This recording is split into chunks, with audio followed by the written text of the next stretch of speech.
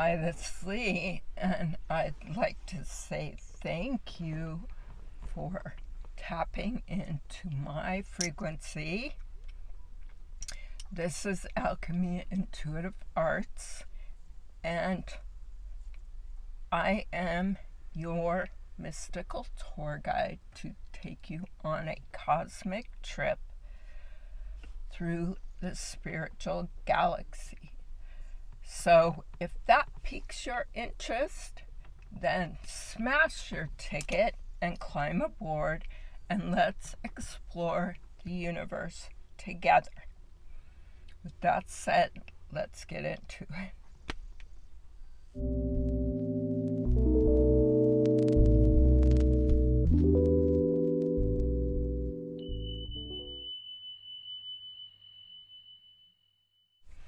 So today we are going to discuss what it's like to be an empath. How do you know if you are an empath? Now, if you're anything like me, I did not know I was an empath for a very long time. I did not know I had psychic ability for a very long time. There was a part of me that did know it, but there was another part of me that was based in logic and, earthbound things tied to the matrix, the whole nine. And I disputed my gifts for a very long time. In fact, I used to have prophetic dreams all the time.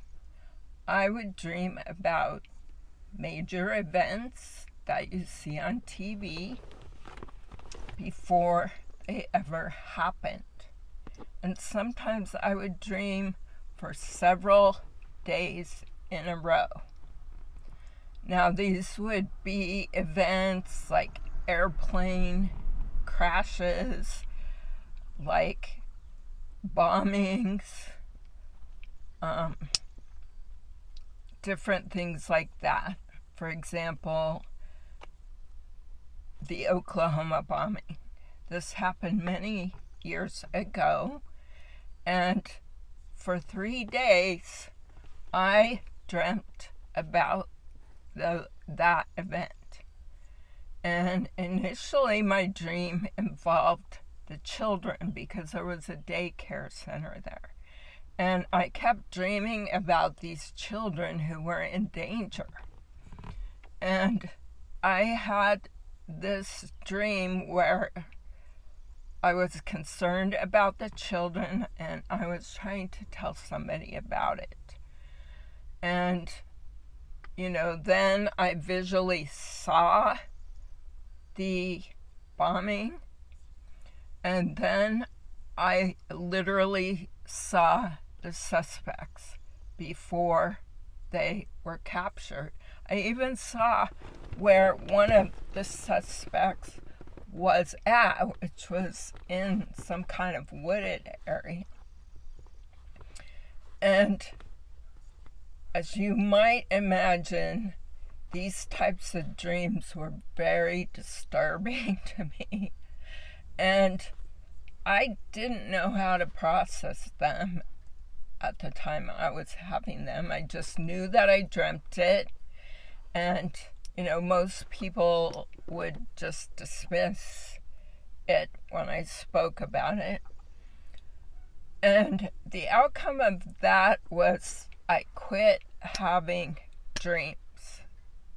I quit having dreams for many, many years because I didn't want to have these terrible dreams, and I didn't know what to do with them all. So I just decided to quit remembering my dreams. And I did for a very long time Another dream I had was about water flowing very rapidly, and it was like a river or an ocean, you know, all kinds of water. And people were in danger, but I was safe. And I literally had this dream for many years. And it occurred on repeat for many years. And then there was the big tsunami in Thailand, and many people were killed in that tsunami. And after that dream quit coming. So for a long time I couldn't figure out, why am I having this dream about water all the time? Like, what does this mean? Is this my emotion, the undercurrent of my emotion? I was trying to think about it psychologically. But I knew when the dream ended what it was about. And then, guess what? A while later, it started up. The Japanese tsunami that flooded the nuclear plant and then flooded the village. And then after that happened, the water dream went away again, and I haven't had a water dream since then.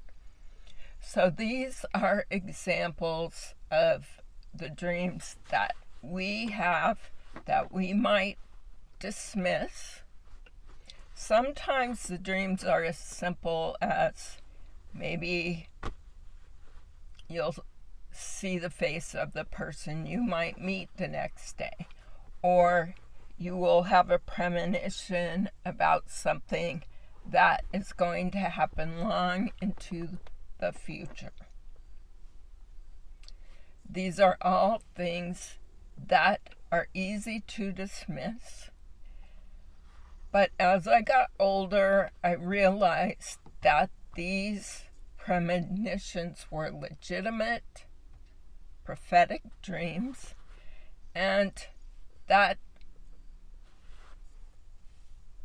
I had to find some kind of outlet to express them. That's why I'm here. I also grew up with this intuition about people. Like, I could sense what they were speaking on. I could sense what was in their head, like what was bothering them, what their issues were. And I didn't have to know somebody very well. I could do it right away almost when I first met them. And this has persisted throughout my life. And in the beginning, it was very confusing because the people would put a mask on when they were talking to me. When they were dealing with me, their mask didn't match what I was feeling about them. So I had a conflict. And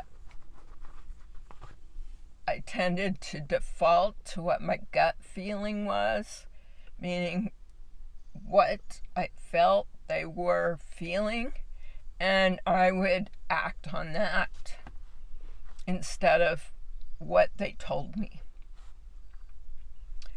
But for a long time, I didn't realize that I was picking up on people's frequencies, on their thoughts, on almost like they were transmitting a thought pattern that I was receiving and nobody else was. And so growing up like this obviously gave me a lot of confusion as a child, as a young adult. And it was only on into my adulthood that I began to realize that these intuitive nudges were accurate, that I needed to follow them instead of what the world appeared on the outside. And that is what I have begun to do.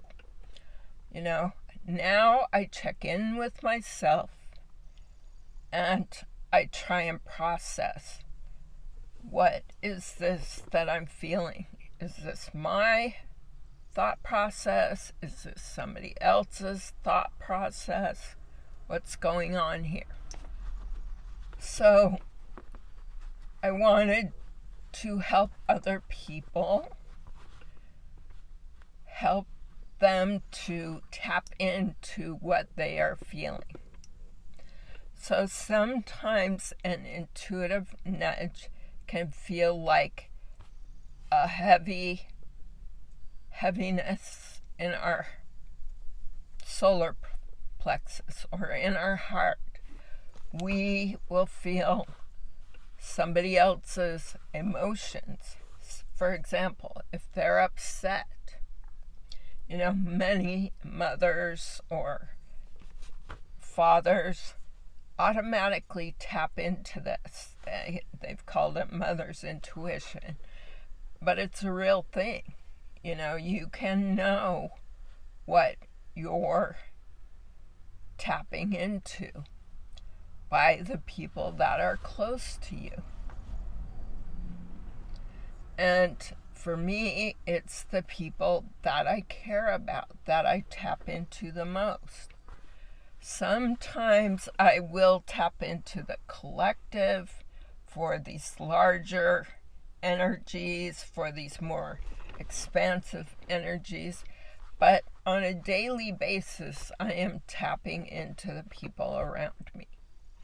And it often comes across as a heaviness or an anxiety in my heart. And this is what you can check for yourself. The other thing it comes in as is an unexpected sadness.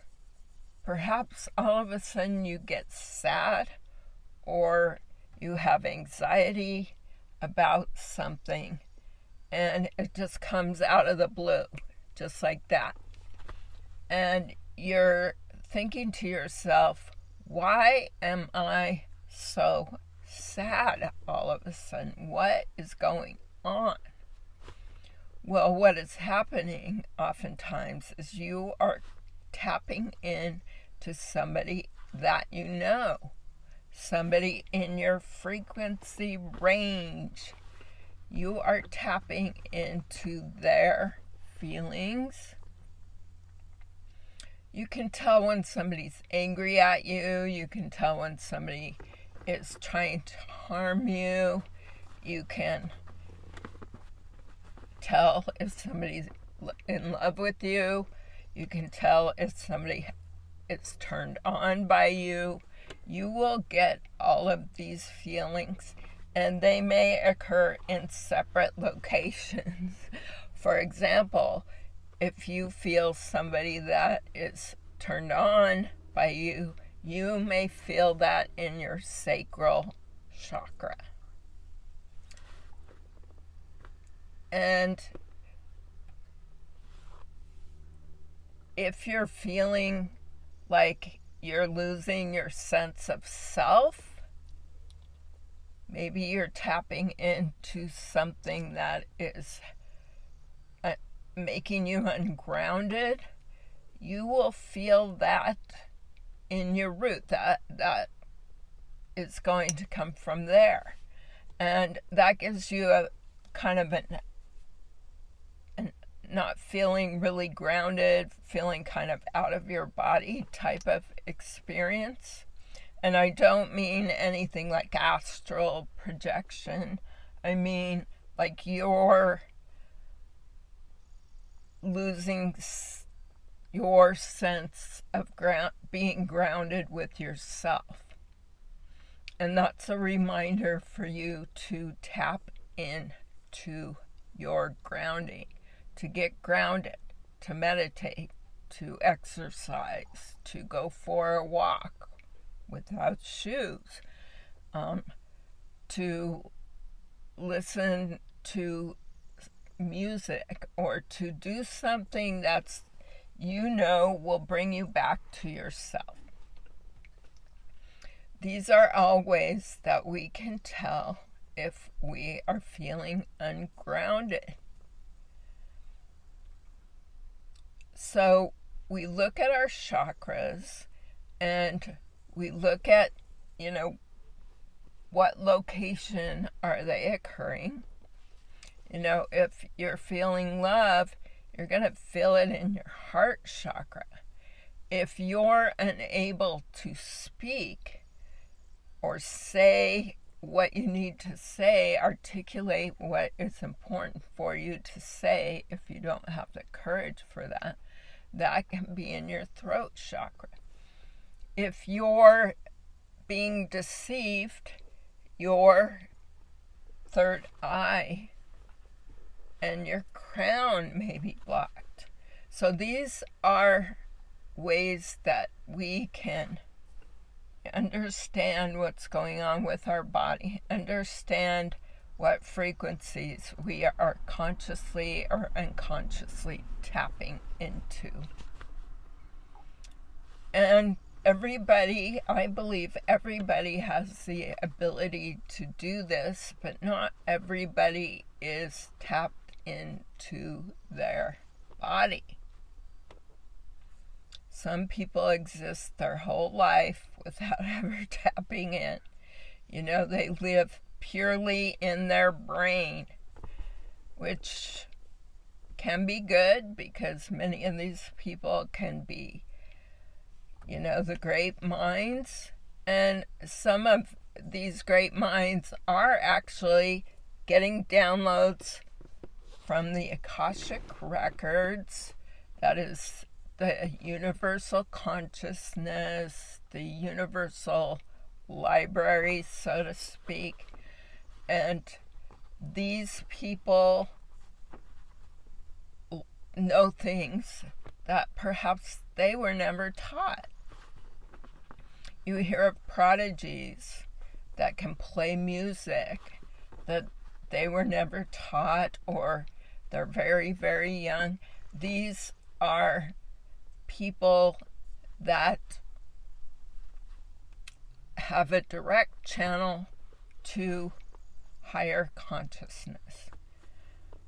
And so I believe we all have this ability, but we all are taught through our caregivers how to tap in, or how not to tap in. And oftentimes a person who has experienced trauma is forced to tap into these other sources for their own safety. And so you'll see that a lot of people that have had trauma are also the same people that are very intuitive, because they have had to rely on their sixth sense to keep themselves safe. And I think for myself, this is what happened to me. I was very young. I witnessed a lot of traumatic things that my young mind didn't understand at the time. And so in order to make myself safe, or keep myself safe, I had to rely on these other senses. And I do also think that there are other influences that can either enhance this or not enhance this. If we are in fight or flight all the time, say you're with an abuser, you are going to lose your potentially lose your sense of self, and you're going to potentially lose your direct line to the God consciousness, and you will begin to close in. And unless you can extend yourself, your courage to take yourself out of that situation, you might get stuck in that closed off fight or flight situation. Now, many people will rely on this mechanism to keep them safe. And I can recount many stories throughout my life where my intuition, my gut feeling, at the time it was a gut feeling, I didn't know it as intuition, butterfly confirmation, but I didn't know it as intuition. I knew it just as my gut feeling. That's what it was called in my family. But this happened at a very, very young age, as young as grade school or even before. And I literally saved myself from being abducted. I saved myself from other situations as I got older, being harmed in various ways. I had to rely on this gut feeling. And it wasn't until after many of these things happened that I realized this was my intuition speaking with me. So if you look back at your life in retrospect and take a clear look at your life, you may find situations like this that resonate with you. So I do believe we all have this channel. We all can tune our frequency to tap into this channel. And this also is how we attract people into our lives. We will literally tune in to their frequency. Whether they are good people or bad people. Sometimes you're tuning into somebody's frequency who is not good, in fact, most of the time, to give you a lesson how to evolve. And it's up to you to understand, to look at that lesson logically and say, okay, this is what that's about. I need to have better boundaries, or I need to, heal myself in some way. These are all ways that we protect ourselves from things, and ways that we learn through evolution from other people for our schooling. It's our book of life that we're reading. We're reading and learning about our life, and we literally are taking tests throughout our life. And as you take those tests and evolve your consciousness, then you become more enlightened.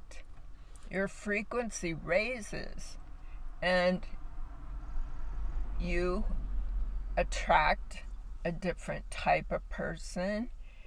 You touch in with your own personal enlightenment, and you recognize that these people were placed in front of you for your own benefit.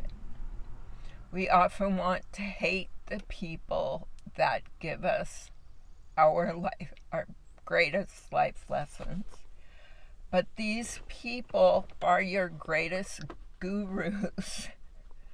And so you don't have to be angry at people who are giving you something from God. Basically, God, Christ consciousness, is putting these people, these avatars in front of you to give you lessons about loving yourself, about loving others, and about tuning in to your heart, tuning in to your third eye, and getting downloads regarding Christ consciousness. And this is really the greatest gift of life. You know, to be able to let go of that anger. That doesn't mean you can't feel hurt, because to feel hurt is human. We all feel hurt. We all have pain. And it is part of being an evolved individual that we deal with that pain consciously, and that we take that gift and we learn from it, and then we move on and recognize that if somebody is doing something karmic, meaning they're creating an imbalance in their own life, and that just happens to be with you, their interaction with you, that they are going to receive a checkmate, a balancing, something that calibrates them, and either they're going to learn from that or they're not. And you're going to learn from that you're going to get recalibrated too. And if you're putting yourself in karmic situations, then you are going to get a karmic calibration.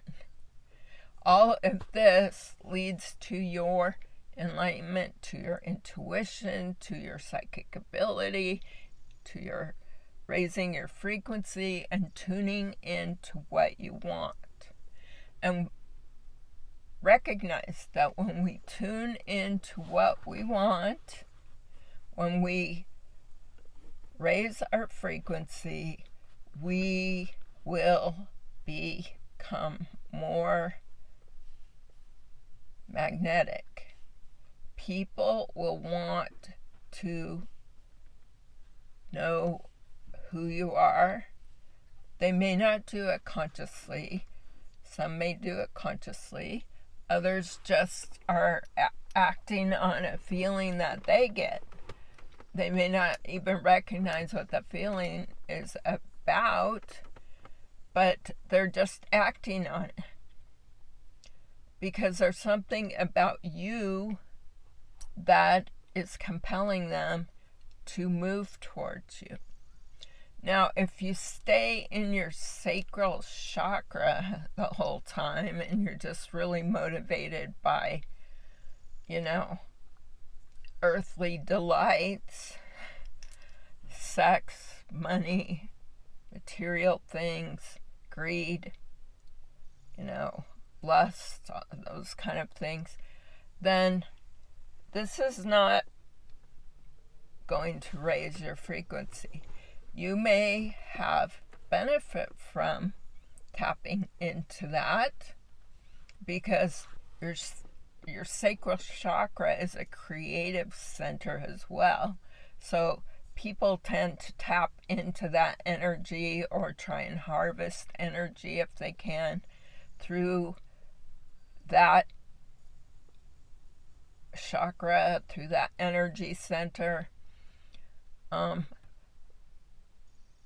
But the true value of that sexual energy, that feminine or that masculine energy, is to propel you forward into your creative endeavors. And so you must be careful about people trying to tap into your sacral, because they want to harvest your energy into your avatar, into your energy as a whole. Many people are trying to harvest. So as you raise your frequency, you can protect yourself from that. You can cut cords with any prior engagements that didn't serve you. And through all of these acts of cleansing your body, cleansing your avatar, engaging only with people that have good intentions for you, you will begin to feel your enlightenment, increase your intuition, increase your psychic ability, increase your vision, your clairaudience, your ability to hear, your clairsentient, your ability to sense things. All of these different things, even taste or smell. I smell things, I'll taste things. Sometimes I'm wondering, why am I smelling this? Or why am I tasting this? These are all ways that you're tapping into a channel. You're tapping into somebody's frequency. So that's kind of my little lesson or speech or whatever on being an empath, being psychic, being an evolved person, or encouraging your evolution as a human. These are all ways you can know if you are in that state or if you're moving towards that state, and if you are not in that state, and if you need to move into that state. So with that said, peace, love.